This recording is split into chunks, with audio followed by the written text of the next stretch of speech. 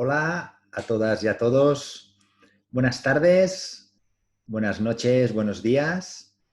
Nos hace mucha ilusión estar aquí otro día con todas vosotras y con todos vosotros en este punto de encuentro, filosofía, meditación y ciencia. Hoy es la cuarta jornada de este viaje que va a durar 24 días, estos 24 días de diciembre, antes de Navidad.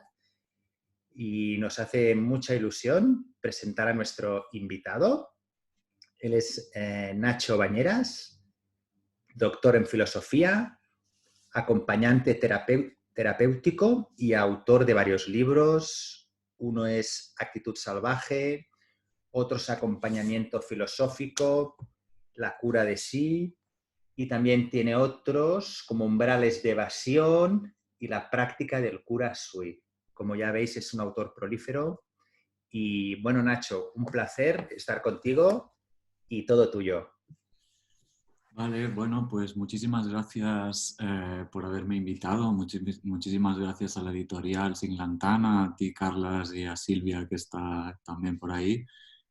Muchas gracias por haberme invitado y también felicitaros por la generosidad de ofrecer este camino, así como calendario de Adviento, que también me gustaría reivindicarlo como creo que lo podéis haber hecho como un camino de preparación para el equinoccio, para el cambio de año, que creo que es importante volver a reivindicar estos pequeños espacios para cuestionarnos a nosotros mismos y poder facilitar un camino de transformación. Entonces me gustaría encajar mi intervención a través de este prisma, de este objetivo, de tener estas oportunidades cotidianas, de encontrar estos espacios para poner la mirada en nosotros mismos, para hacer un acto de conciencia, para poder, ¿no?, girar la mirada de afuera hacia adentro y desde ahí empezar a hacer un camino que, como veréis, para mí es un camino filosófico. Entonces, he preparado un PDF, a ver si sale por aquí. Venga. Eh, He titulado la charla Entusiastas del Abismo. Con este título eh, quiero presentar una versión de la filosofía que a mí me parece verdaderamente la filosofía, y también quiero presentar a los filósofos y a las filósofas.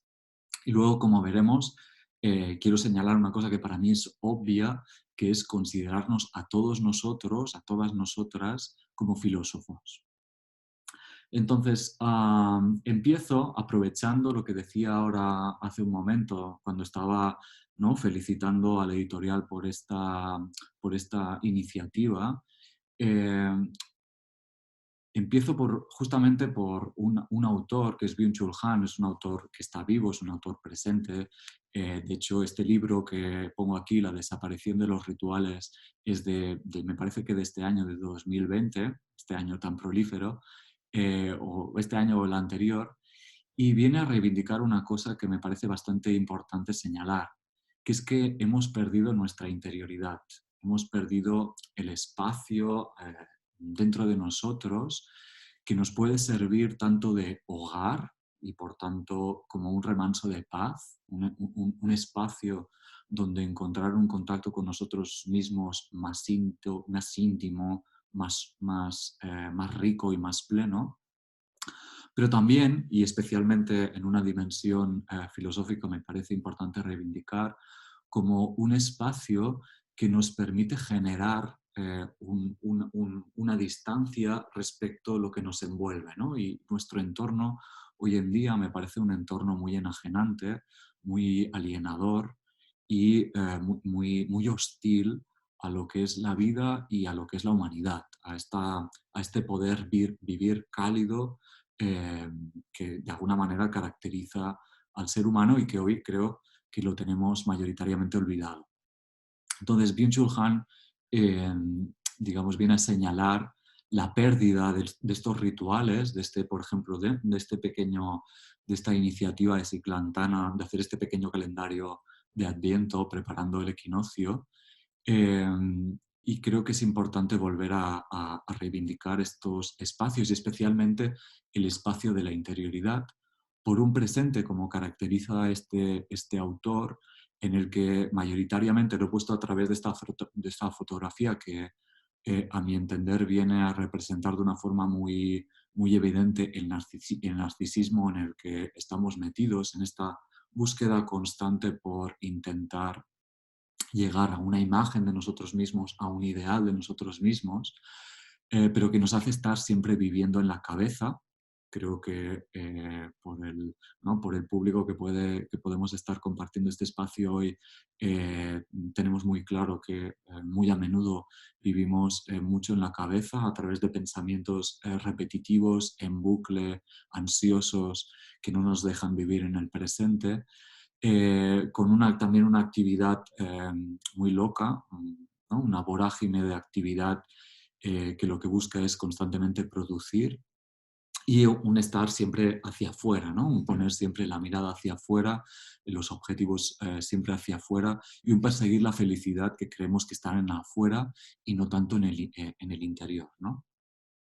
Y por eso, digamos, aprovechando esta reflexión de este filósofo, hago esta pregunta de cómo estar en el mundo sin perdernos, ¿no? Cómo poder vivir en el mundo, y vivir, cuando digo vivir, me refiero a un vivir más, de más calidad, más profundo, más pleno que el que hoy en día tenemos, sin perdernos, ¿no? Sin alejarnos de nosotros mismos. Entonces, dicho esto, creo que la filosofía y la versión que voy a presentar de la filosofía, a mi entender, es una mirada hoy genérica, porque tampoco sé bien el público con el que estoy compartiendo, no sé cuál es vuestro recorrido, y luego, si queréis, con las preguntas podemos profundizar más en lo que voy diciendo. Pero creo que me parece imprescindible, hoy más que nunca quizás, volver a reivindicar la filosofía como lo que siempre ha sido.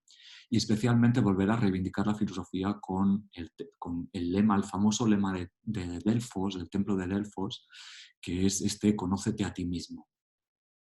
Este conócete a ti mismo, en realidad, es lo que, digamos, está reivindicando Byung-Chul Han, de recuperar nuestra interioridad, es decir, de volver a recuperar la mirada hacia nosotros mismos, ¿no? De dejar de lado lo que nos envuelve, de dejar de lado esta persecución constante sobre objetivos que no nos hemos planteado realmente, y poner la mirada en nosotros mismos. Y eso quiere, y digamos, conocernos a nosotros mismos implica también, a mi entender, volver a hablar de lo que entendemos por filosofía, porque creo que tenemos muy mal entendido lo que es la filosofía, lo que es la tarea filosófica y, más importante, lo que es una vida filosófica. Entendemos la filosofía generalmente por una historia de las ideas, muchas veces la entendemos como una teorización de la vida, una racionalización de la vida, y a mi modo de entender, digamos, esta forma de entender la filosofía es una forma de entender la filosofía muy superficial, que es realmente la que va señalando la filosofía de la universidad, la filosofía académica, ¿no? Porque la filosofía se ha escudado o se ha escondido en una torre de marfil, y por eso creo que es importante volver a recuperar los orígenes. Y cuando digo recuperar los orígenes, me refiero a entender que la filosofía es un estilo de vida, es una práctica de vida. Y es una práctica de vida enfocada al conocimiento de uno mismo. A lo que hoy podemos entender en realidad como una meditación, como el acto de meditar. Antiguamente los paralelismos entre Oriente y Occidente eran mucho más claros que hoy. Y lo que entendían por el conocimiento de uno mismo en la antigüedad es muy similar a lo que podemos entender hoy por meditación, de lo que espero hablar al final un poquito más. Este conocimiento, los antiguos, la filosofía tradicionalmente lo ha considerado como una catarsis, como una actividad de catarsis. Y catarsis etimológicamente quiere decir una limpieza. Cuando la filosofía nos invita a poner la mirada en nosotros mismos para conocernos, no quiere decir que nos esté pidiendo que vayamos teorizando sobre nosotros mismos, sino lo que nos está poniendo, lo que nos está invitando es a que pongamos el foco de atención en nosotros mismos para desvelar, para señalar y por tanto para desnudarnos mientras lo vamos haciendo de todo aquel conjunto de creencias, de relatos, de ideas que hemos ido que nos han ido inculcando nuestra familia, nuestra sociedad, pero también que nosotros hemos ido creando a lo largo de nuestra historia, ¿no? Esos mitos internos, familiares, personales, esas creencias que hemos ido interiorizando a lo largo de nuestra vida, pero que nos van configurando una forma de verla y de vivirla que nos condiciona, por tanto. Y también la filosofía nos invita a descubrir esos miedos que también albergamos, ¿no? Miedos muchas veces irracionales, como el miedo a la soledad, el miedo a no ser queridos, el miedo a la incerteza, el miedo al sinsentido de la vida, eh, o tantos otros miedos que por el hecho de no intentar, digamos, intentando no contactar con ellos, pagamos un precio muy alto y vivimos vidas que muchas veces no nos satisfacen, ¿no? Por eso mismo creo que la filosofía es este acto de libertad y también de coraje que implica poner la mirada en nosotros mismos, atendiendo a algo que también me parece muy importante volver a señalar, que es justamente lo que nos convierte en filósofos, que es este deseo tan íntimo que tenemos cada uno de nosotros de ser felices, ¿no? De poder vivir de una forma más plena. Entonces, escuchar y escuchar de una manera radical este deseo implica tener el coraje para ver lo que albergamos dentro de nosotros mismos, estos condicionamientos, y poder trascenderlos. Eh, Junto con esto que voy diciendo y que luego indagaré un poco más o luego señalaré un poco más, el conócete para los antiguos no solo es este conocimiento mental, sino que también evidentemente es un conocimiento corporal y es un conocimiento emocional, pero más importante que eso, me parece señalar que el conocimiento para los antiguos también es un cuidar. El conocer es también un cuidar. Todo conocimiento en cuanto que es relación con algo implica en esta relación un cuidado. Entonces, el conocimiento, este acercamiento, en este caso hacia mí, si hablamos de autoconocimiento, es también un cuidado y eso también es importante reivindicarlo en nuestro presente, en una sociedad capitalista que está tan alejada de la vida y de la dimensión de la vida, ¿no? Tan cercana a lo productivo, a lo maquinario y tan alejada de la vida, y volver a reivindicar lo humano, lo filosófico como una actitud de cuidado es importante. Eh, Solo cuando ponemos la mirada en nosotros mismos, solo cuando ponemos la mirada hacia adentro y empezamos a descubrir dentro de nosotros mismos un hogar, es cuando realmente nos estamos cuidando y cuando podemos entonces aprender a cuidar a los demás. Entonces, la filosofía no solo es esta tarea de indagar en mí mismo, sino que es en realidad esta tarea para aprender a cuidarme. Que si lo llevamos al extremo, que si, o a la raíz, estamos hablando de un aprender a amar. La filosofía, este amor a la sabiduría, es en realidad un aprendizaje para amar una determinada actitud, una determinada forma de estar en la vida, que es propiamente la actitud filosófica, de la que hablaré luego. Por tanto, la filosofía es esta invitación a recorrer un camino de aprendizaje, poniendo la mirada en mí mismo para aprender a quererme a mí mismo y a querer la vida, a querer a los demás, indagando sobre la sombra, sobre digamos, las creencias y los miedos. Por eso mismo, un entusiasta, a mi modo de entender, es aquel que tiene la osadía de mirar más allá de lo aparente, de lo cotidiano y de lo superficial, para desvelar el magma de elementos que le condicionan a vivir de una manera determinada, ¿no? Un entusiasta del abismo es, digamos, identifico el abismo con aquel abismo que cada uno de nosotros lleva dentro, con esos miedos que muchas veces nos condicionan a vivir de una forma determinada, o esas creencias a las que muchas veces no ponemos conciencia, no ponemos atención, pero que no obstante nos empujan a vivir una vida muy determinada y muchas veces poco satisfactoria. Entonces, un entusiasta, del que luego diré cuál es la etimología del entusiasmo, implica convertir, lo que decía antes, ¿no? Convertir este deseo en una misión, el deseo de vivir de una forma más plena en una misión. Lo que también señala la filosofía es que, digamos, acercarnos a ese abismo no es fácil.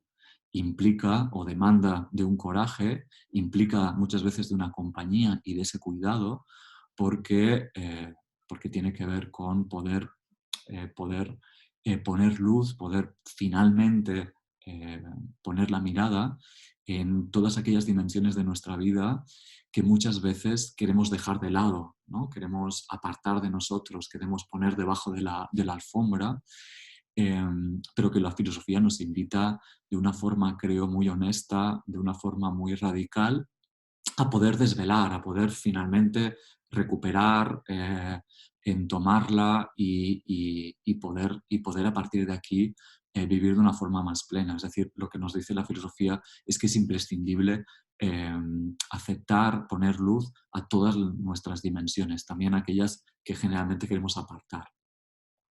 Y la finalidad de este autoconocimiento, de esta vía filosófica, de entender la vida como un camino iniciático, es, digamos, yo siempre que hablo de la finalidad, siempre hablo de la finalidad a través de dos dimensiones. Una dimensión que a mi entender es más superficial, pero igual de importante, que es la que os pongo aquí. Entender el ir hacia el abismo implica poder encontrar un remanso dentro de mí mismo, un guía interior, en palabras de Marco Aurelio, que es un filósofo estoico, que tiene que ver con el poder ordenar mi interioridad. Cuando voy hacia dentro de mí mismo, puedo encontrar un hogar en el que estar, pero de entrada voy a encontrar un hogar desordenado, voy a encontrar un hogar deshabitado, voy a encontrar un lugar sucio o incluso voy a encontrar un lugar lleno de cosas que han ido metiendo pues, las personas de mi entorno, mis padres, cuando yo me he ido generando como persona, la sociedad. Es decir, voy a encontrar en ese hogar cosas que voy a tener que ordenar, que voy a tener que quitar, que voy a tener que limpiar. Y esta es una tarea, eh, digamos, es una primera tarea, la de poder encontrar, la de poder ordenar esta interioridad y por tanto hacerla más humana y creo que más limpia. Pero no obstante, esta primera finalidad de la tarea filosófica, que es una finalidad también que se puede entender si la colocamos muy en paralelo con una finalidad terapéutica, una finalidad muy afín a la metodología psicológica, en la medida en que nos permite poder ordenar nuestra cabeza, poder ordenar nuestra vida para tener una vida más plena. Pero la filosofía no se queda aquí, no se queda en esta dimensión, sino que la filosofía busca estar en una actitud de no saber, que propiamente yo la nombro como la actitud filosófica.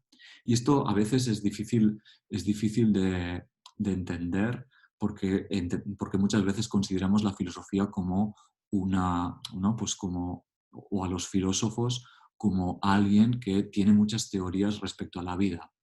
Pues bien, creo que un filósofo o una filósofa radical, al estilo de Sócrates, que a mi entender es el personaje que mejor manifiesta lo que es realmente un filósofo, es aquel que se atreve a estar en la vida con una actitud de no saber, con una actitud de no saber.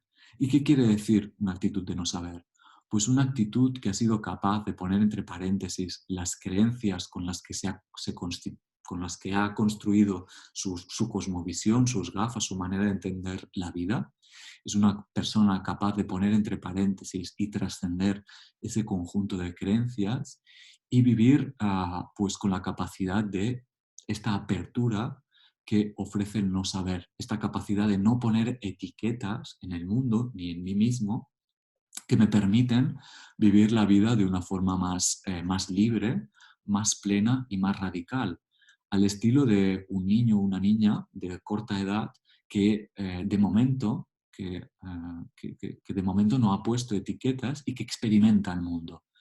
Y digamos, el único criterio que tiene para experimentar el mundo son las sensaciones que va reconociendo a medida que lo vive, pero que no lo etiqueta con prejuicios, que no lo etiqueta con creencias, y que ese no etiquetar, esa capacidad de estar desde el no saber, le permite estar disponible.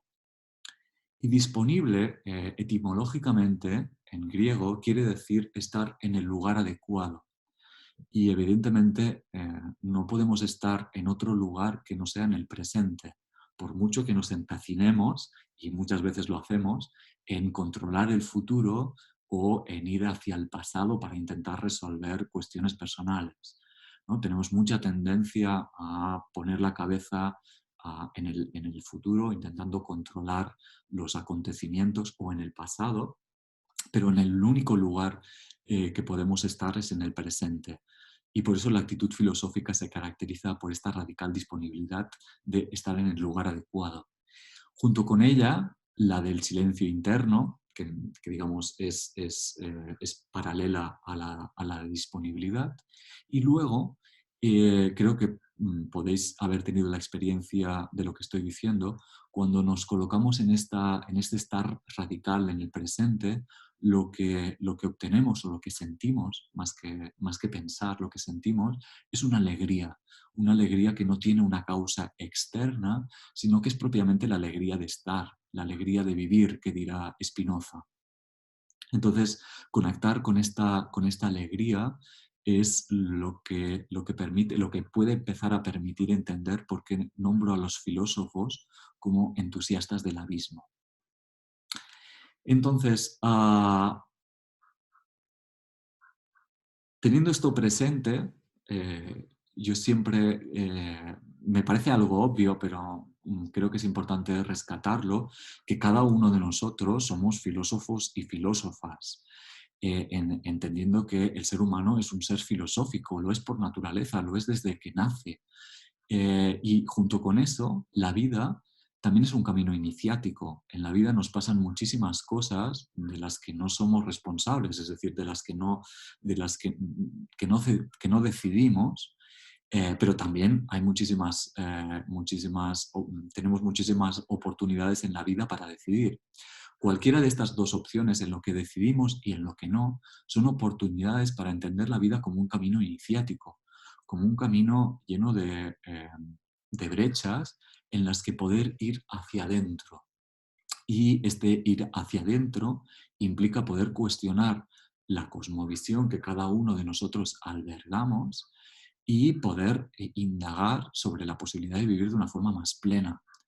Eh, Entendiendo que entonces la cosmovisión, las creencias, estos mitos que cada uno de nosotros tenemos dentro, los podemos considerar como hilos de Ariadna. Y si tenéis presente la mitología, el mito de Teseo y Ariadna, el mito del Minotauro, los hilos de Ariadna son los que aquí lo he escrito mal, Ariadna, falta la D de Ariadna, los hilos de Ariadna son lo que permite a Teseo salir del laberinto, ¿no? Salir de nuestro laberinto mental para poder encontrar una vida más plena. Entonces, el filósofo, la filósofa, la podemos volver a reivindicar como un psicopompo. ¿Qué es un psicopompo? Un psicopompo, etimológicamente, es un conductor de almas.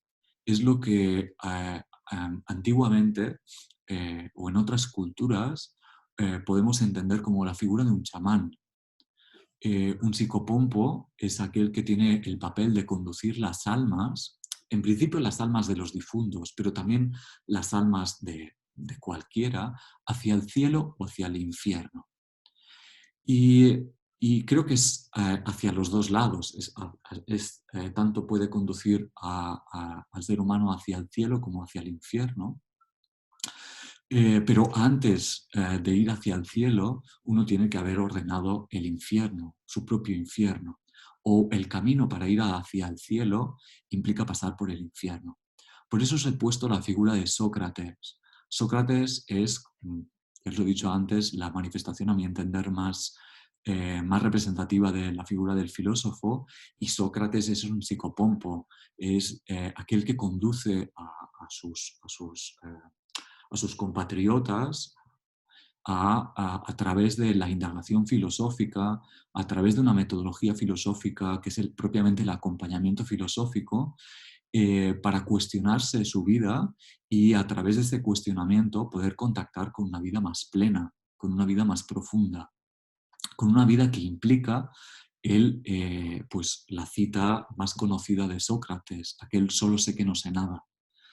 Sí, imaginaros que por un momento cada uno de vosotros pudiera ubicarse ahora mismo a través, encarnando este no saber, esta profunda honestidad de reconocer que aquello que sabemos no tiene mucha calidad en realidad, es más bien paja, y que podemos ubicarnos en el presente poniendo en cuestión nuestra cabeza y contactando con un elemento, con una brújula que cada uno de nosotros tenemos más íntima y más profunda, ¿no? Que es esta radical disponibilidad, esta alegría, este silencio interior. Para acabar y abrir tanda de preguntas, comentarios, lo que queráis, acabo con una cita de Heráclito, que es una cita que me gusta mucho, que es este ethos anthropos daimon, que se puede traducir de muchas maneras, pero que cada una de las maneras implica recorrer un camino. Esta frase se puede traducir, generalmente se traduce como el carácter del humano, en realidad el carácter del hombre es su destino, ¿vale? El carácter del hombre es su destino. Efectivamente, creo que lo que somos, nuestras gafas, nuestra forma de entender la vida, es lo que finalmente hace o convierte nuestra vida en eso mismo. Digamos, nuestra manera de vivir la vida convierte la vida, las infinitas posibilidades de la vida, en nuestras gafas, ¿no? El carácter del hombre, nuestras gafas lo convierten en nuestro destino. Por tanto, ahí es importante la primera finalidad de la filosofía, indagar sobre el carácter, sobre nuestro condicionamiento, para poder ensanchar el horizonte de nuestro destino, ¿no? Para poder hacer más libre ese destino que viene condicionado por nuestro carácter.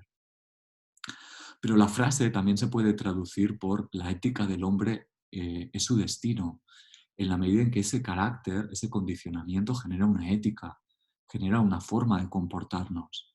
Y creo que a la vista está en nuestro presente como una proyección de nuestra forma de vivir el planeta, ¿no? El planeta a día de hoy viene a representar, creo, de una forma muy, muy clara nuestro estilo de vida. Y es evidente, creo que ya nadie lo puede negar, aunque haya mucha voluntad de negarlo, que el planeta está enfermo. Si el planeta está enfermo es porque nosotros también estamos enfermos. Y enfermo me gusta a mí entenderlo como alienado. Alienado quiere decir etimológicamente también estar separado de uno mismo. Entonces, a día de hoy, el ser humano está separado de sí mismo y está separado de su entorno, ¿no? En este caso de la Tierra. Entonces, y eso se convierte en nuestro destino, ¿no? El destino de la Tierra es nuestro destino y es un destino que nosotros mismos hemos provocado y empujamos. Finalmente, y aquí es donde empezamos, es la traducción de la frase que a mí más me gusta, más me permite contactar con este hogar interno que cada uno de nosotros albergamos, que es la posibilidad de traducir ethos como morada, como casa, que es una traducción que yo la conozco a través de Heidegger, de Martin Heidegger, que es la morada del hombre es su destino. La morada del hombre es su destino. Y, digamos, me parece es una lectura de la frase de Heráclito más creo que más profunda, en la medida en que entiende Heidegger ese carácter como la morada. Digamos, nuestra manera de vivir, de entender la vida, es también nuestra morada, la casa interna que cada uno de nosotros tenemos. Y hay casas más habitables, hay casas más cálidas y hay casas más inhóspitas. El hogar, la morada a la que nos invita a vivir el capitalismo es muy inhóspita, es muy inhumana, es muy competitiva.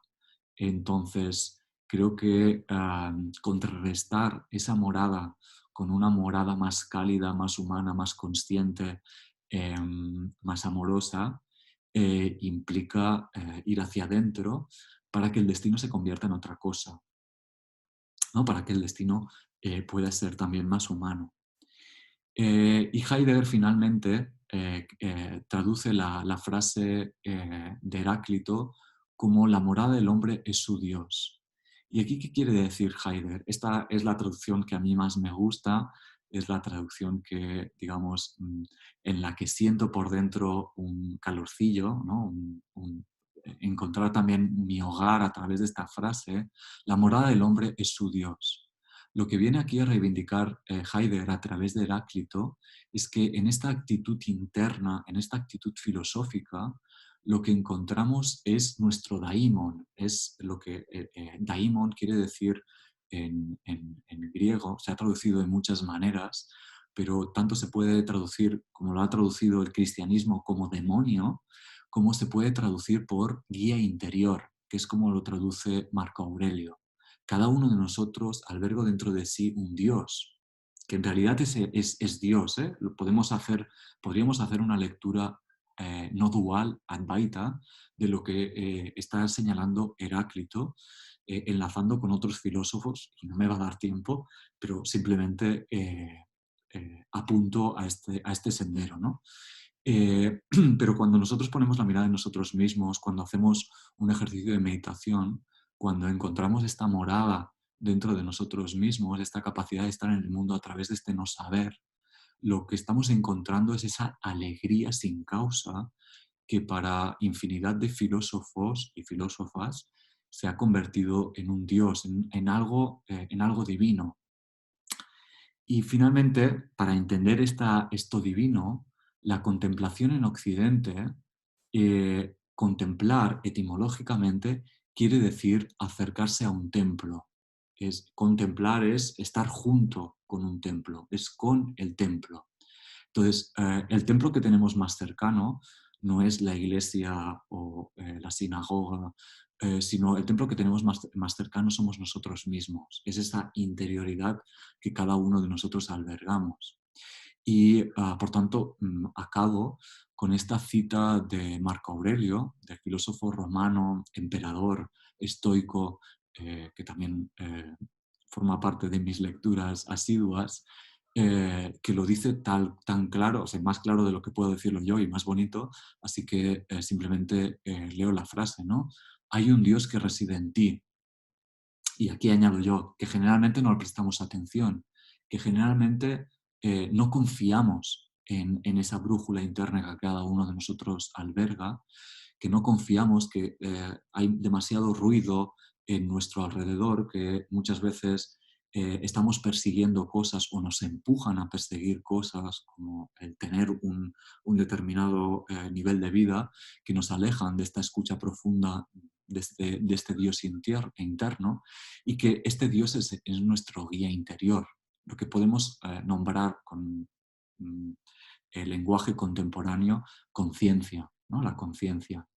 Y esta divinidad está libre de pasiones, está libre de pasiones. Esta divinidad, este poder estar dentro de nosotros, esta actitud de no saber, no fluctúa, no hace estas oscilaciones de ánimo que muy a menudo nosotros hacemos en nuestro día a día, y vive conforme a la naturaleza. Entendiendo naturaleza aquí, por lo que entendía en este caso Marco Aurelio, entendía la naturaleza como el logos, como la conciencia. Otra vez una invitación a indagar por el pensamiento de Marco Aurelio a través de la no dualidad, a través de la Advaita. Bien, hasta aquí quería hacer la charla señalando señalando o rescatando de toda ella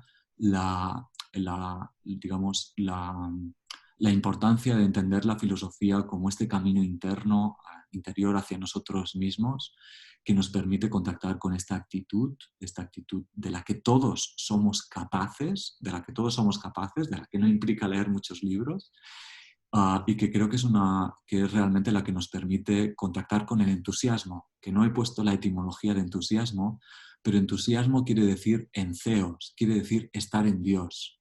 Otra vez, este entusiasmo es estar en Dios, nos vuelve a acercar a la frase de Marco Aurelio. Y bien, ya no hablo más y dejo turno de preguntas, comentarios, lo que queráis compartir.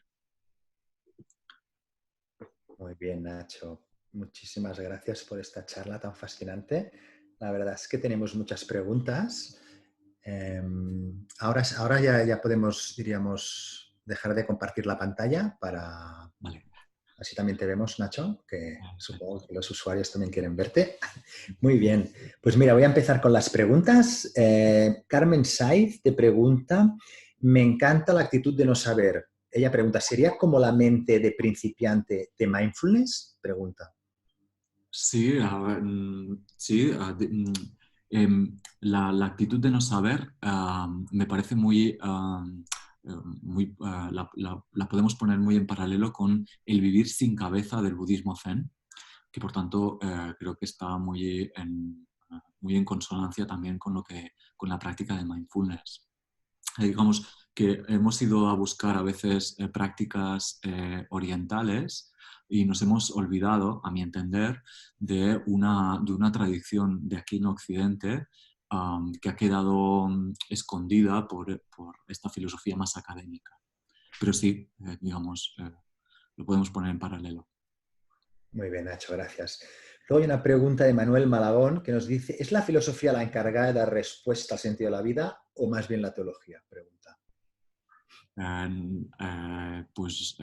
Diría que ni la filosofía ni la teología, diría que cada uno de nosotros. Es decir, la filosofía es la actitud que nos acompaña a indagar en nosotros mismos y en activar nuestra voz propia para responder, en este caso, al sentido de la vida como creamos oportuno. Creo que ahí no hay nadie que nos vaya a responder esa pregunta, ni filósofos, ni teólogos, ni nadie, sino que en realidad cada uno de nosotros es el responsable del sentido que le otorga la vida. Muy bien, Nacho, gracias. Luego nos pregunta Nuria, ¿consideras buena opción de autoconocimiento el eneagrama? Sí, de hecho estoy dando un curso, o sea que sí. Sí, el eneagrama es un mapa, que no el territorio, es un mapa que, digamos, a través de 9 eneatipos permite condensar de una forma muy nuclear la creencia que a través de estos 9 eneatipos alberga cada carácter. O sea que me parece un buen camino. Muy No bien. obstante, ahí siempre, aunque tengamos herramientas, ¿no? El eneagrama es una de ellas, me parece indispensable otra vez, como siempre creo que la filosofía lo que aporta es, el ofrecernos, el hacer el camino de autoconocimiento por nosotros mismos. Podemos aprovechar el mindfulness, podemos aprovechar las lecturas de infinidad de filósofos o el eneagrama, pero finalmente vamos a estar solos para hacer esa indagación y eso creo que también es importante rescatarlo. Muy bien. Nacho, hay muchas preguntas, ¿eh? Aquí Carmen Piqueras nos dice que se relaciona con una sangha de orientación budista, donde la meditación para encontrar el silencio y la mente es fundamental. Desde la vía filosófica veo que la semejanza de aquí y ahora tienen el mismo propósito, encontrar el contento. Sí, el contento es como lo nombra Spinoza y ya que habla de sangas, volver a reivindicar que es una cosa que se ha perdido, pero la filosofía antigua tenía sus escuelas que podrían ser consideradas como ashrams, en la que había una comunidad que hacía un trabajo a través de un maestro y que eso es, ¿no? Digamos, a veces claro, no lo entendemos para aquí en Occidente, pero lo teníamos. Y los filósofos hacían trabajos con la alimentación, con la respiración, con el cuerpo, no solo trabajos intelectuales. O Muy sea bien, que me parece una aportación interesante. muy bien. Claudia Gershovich nos pregunta de dónde surge la palabra psicopompo. Sí, es para mencionar aquellas figuras, etimológicamente es conductor de alma, es lo que significa, y es, digamos, servía tanto para señalar aquella profesión, entre comas, que implicaba ayudar a la persona a hacer el proceso para ir hacia la muerte, pero que también hay figuras en la mitología griega, al menos es la que yo más conozco, como Caronte. Caronte es aquel personaje que ayuda a los muertos a ir hacia el Hades, y ese es propiamente un psicopompo. Es decir, una figura que en la sociedad antigua griega era una figura reconocida, digamos.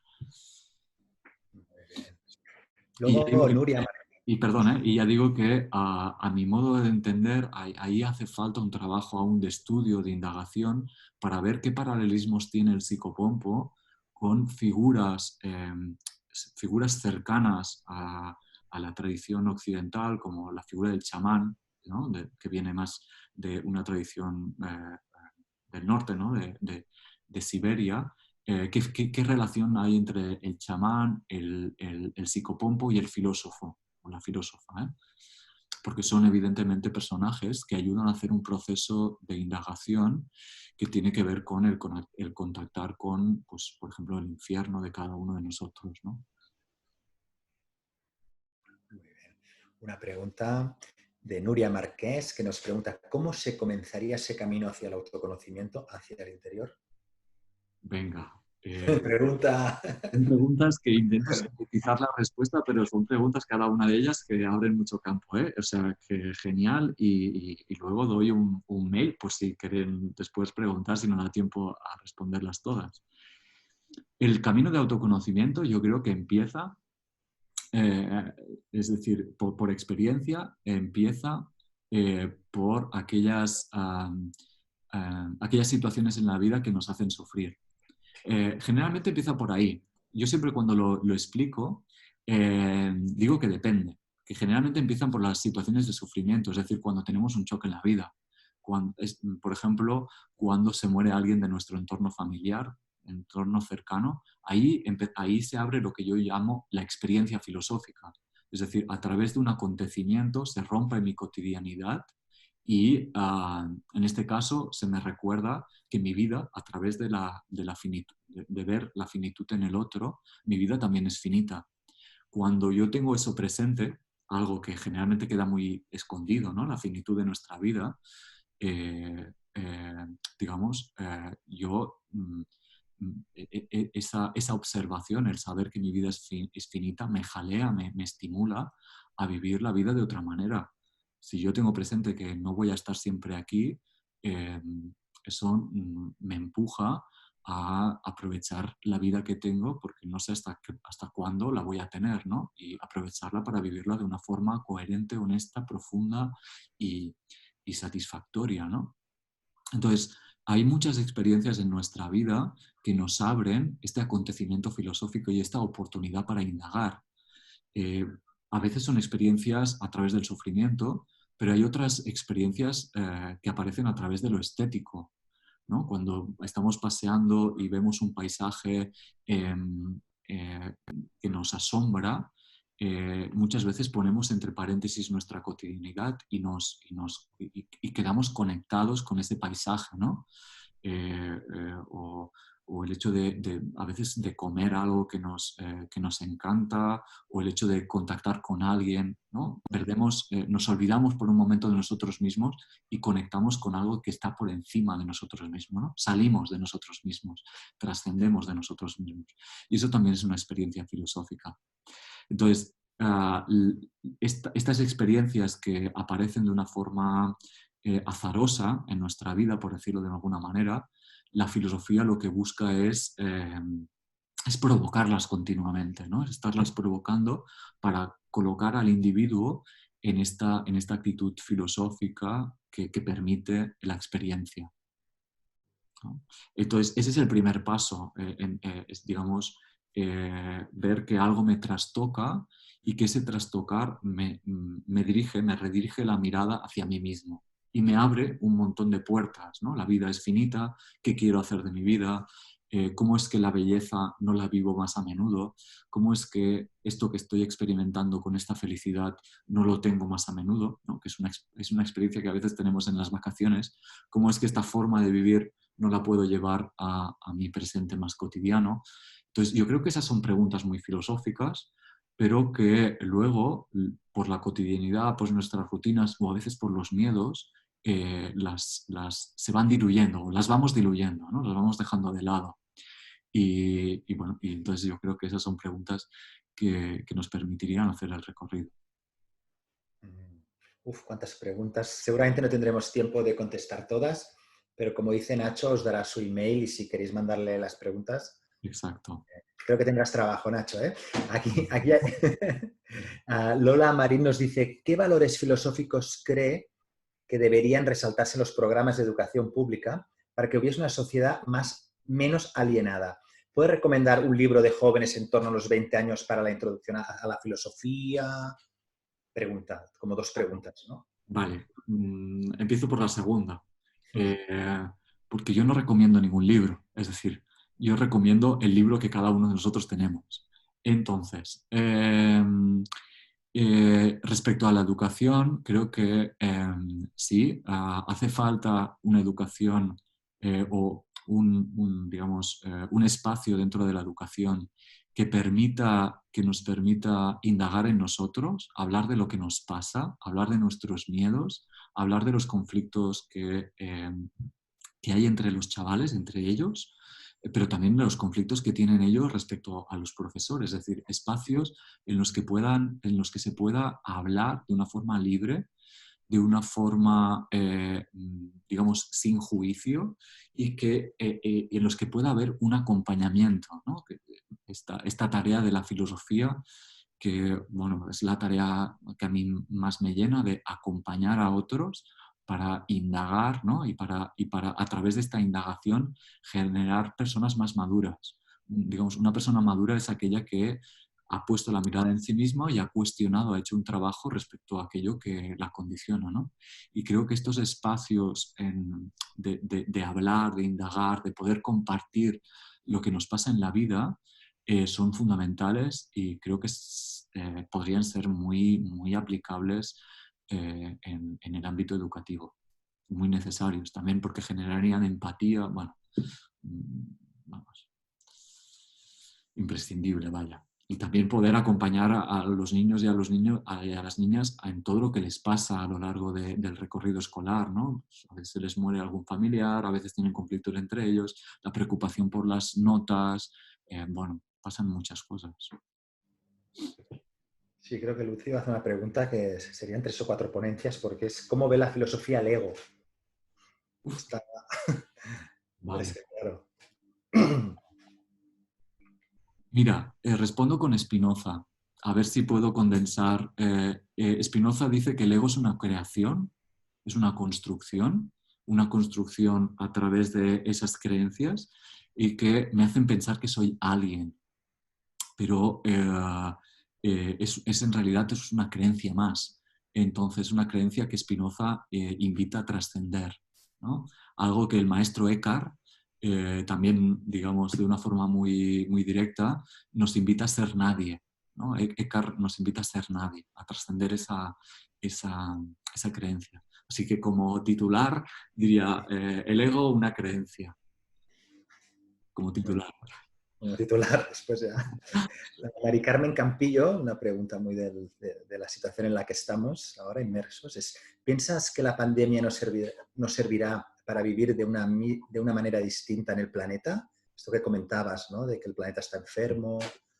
Me gustaría, me gustaría, pero creo que no. Creo que estamos muy enfocados a encontrar la vacuna, y volver a recuperar la situación anterior. Tengo esta sensación, ¿no? Perseguimos la vacuna, pues perseguimos esa solución así como superficial y para recuperar lo que teníamos anteriormente. Entonces, aunque sí que veo que hay aperturas, que cada vez hay un cuestionamiento mayor de nuestras dinámicas vitales y que ese cuestionamiento viene por la ecología, por el feminismo, por las reivindicaciones de las prácticas de cuidado, viene por cada vez más direcciones, más caminos.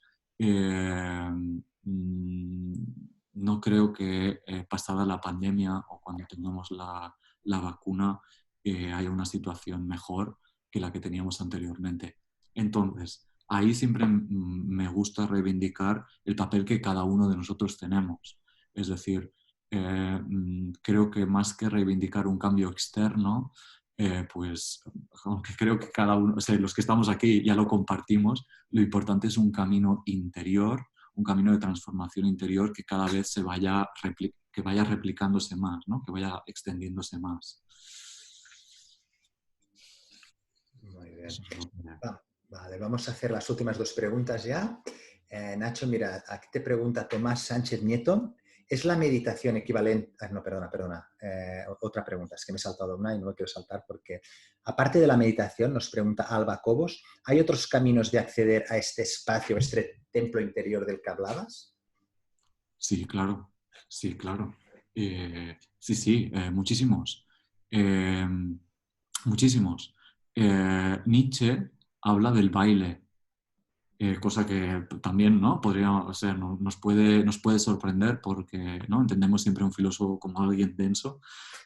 Pues Nietzsche habla del baile, ¿no? Los derviches, ¿no? Sufís que bailan justamente, ¿no? Para trascender el ego.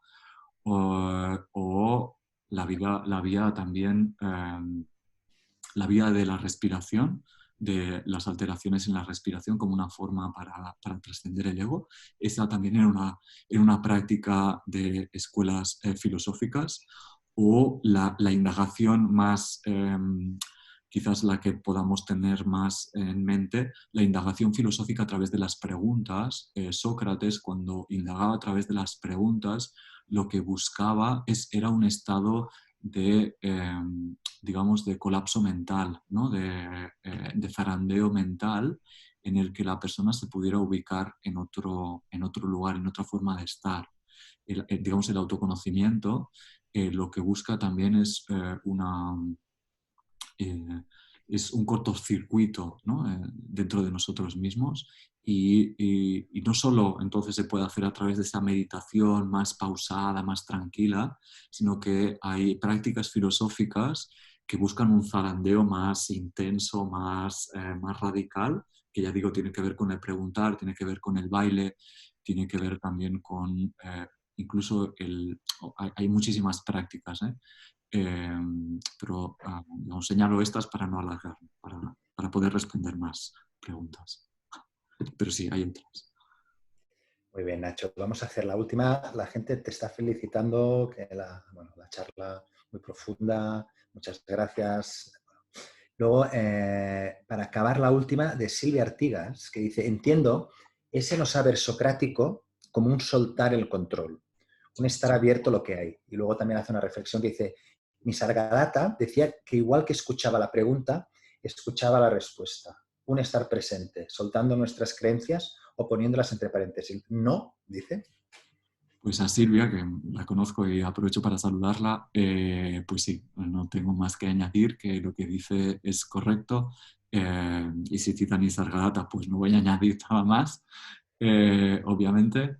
Pero digamos que ese soltar, ese no controlar, ¿no? Nos coloca, ¿no? Nos permite obtener o contactar con algo más íntimo, ¿no? Más profundo, que creo que es importante volver a experimentar y especialmente a encarnar, ¿no? A notarlo. Muy bien. Nacho, pues oye, muchísimas gracias. Muchas gracias por esta charla llena de sabiduría, pero también de belleza. de este viaje hacia el interior que nos has invitado a intentar pues, aventurarnos hacia él. Y nada, recordad a los usuarios que no han podido, diríamos, porque hay 45 mensajes estar viendo, creo que es la vez que más, que podríais mandarle algún mail a Nacho. Yo no sé, Nacho, si Venga. puedes decir ahora un momento tu email o Vale, luego también se lo vale. mandamos. Vale. Bueno, dar las gracias a vosotros y a todos los que nos estéis viviendo. Encantado de compartir con vosotros y la lástima de no poderos ver y vernos. Entonces, yo encantado también de responder las preguntas a mi tiempo, eso sí, a mi tiempo. Entonces, en la página web de nachobaneras.com, es mi nombre, mi apellido sin la ñ española, nachobaneras.com. Allí hay un mail y digamos, la manera más fácil para que nos podamos poner en contacto y bueno, también ¿no? Pues, a través de YouTube o si alguien quiere más información el canal de YouTube o Instagram o lo que sea, eso es fácil hoy en día estar en contacto y por mi parte no hay ningún problema, solo que con mi tiempo respondo. Y un placer enorme poder compartir esto con vosotros. Muy bien, Nacho. Sí, también decir que este vídeo nosotros lo vamos a colgar en YouTube y luego que a todos os mandaremos, a las personas que os habéis registrado, os mandaremos diríamos, un MailChimp y allí pondré el correo de Nacho, ¿vale? Por si a alguien ahora no le ha quedado claro, por si alguien tiene alguna pregunta, ¿de acuerdo? Pues nada, Nacho, no sé si nos dejas adelantar una primicia que tenemos en Siglantana. ¿Nos dejas, Nacho? Pues Nacho está preparando un libro que creo que va a ser un libro, pues como ya podéis ver, un libro profundo, que es Cómo vivir filosóficamente, manual práctico, 9 gestos para una vida filosófica, que tardará unos meses en hacerlo, pero que estaremos encantados de publicarlo y hacer en Siglantana con Nacho otra webinar, invitándoos a todas y a todos vosotros, pues para que podáis pues saber de qué va el libro y comprarlo también. ¿De acuerdo? Pues Nacho, un abrazo muy fuerte. Gracias por compartir este tiempo y comentar a las demás personas que nos estáis siguiendo que esto acaba de comenzar. Vamos por la 4ª sesión. Mañana es la 5ª. Mañana tenemos, os comento la charla. Tenemos Manu Mariño, el arte de caminar, que será diríamos, una charla muy práctica, con meditación. Yo la verdad no me la perderé, espero que vosotros también. Os mando un abrazo muy fuerte y en serio, gracias por estar aquí, porque sin vosotros esto no sería posible. Un abrazo a todos y a todas. Gracias. Un abrazo. Gracias, Nacho. Bueno, y gracias a Silvia que está haciendo que todo esto sea posible, que no la veis nunca, pero siempre está, es la que coloca todo, la que habla con autores. Gracias, Silvia.